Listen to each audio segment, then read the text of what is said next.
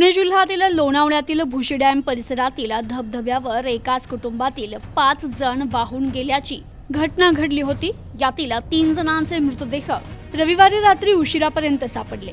त्यानंतर आज सकाळी आणखी एकाचा मृतदेह बाहेर काढण्यात आलाय। भुशी डॅम परिसरातील धबधब्यावर वाहून गेलेल्या 4 जणांचा मृतदेह आतापर्यंत सापडला असून आणखी एकाचा शोध घेतला जातोय। पुण्यातील अन्सारी कुटुंबीय लोणावळ्यामध्ये फिरण्यासाठी आले असता त्यांच्याबाबत ही दुर्दैवी घटना घडली।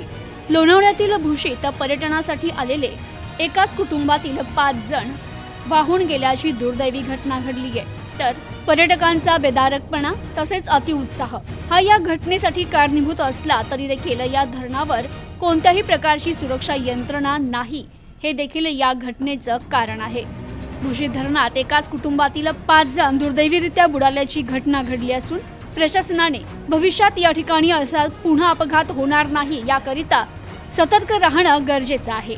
Bureau report, news today 24, Lonavala, Pune.